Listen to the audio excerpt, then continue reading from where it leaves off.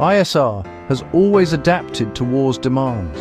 Modern conflicts have accelerated that evolution, showing the importance of drones, satellites, and real-time data fusion.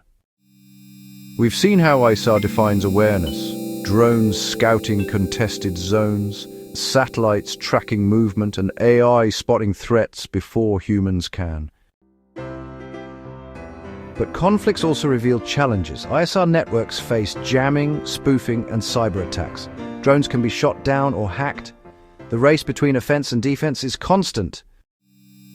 Yet the lessons are clear. ISR is no longer an accessory. It's the foundation of modern operations. Wars are won not just with firepower, but with awareness. The future of ISR will be shaped by these lessons, ensuring the next generation of soldiers and scientists see first, decide first, and act first. Keep looking up.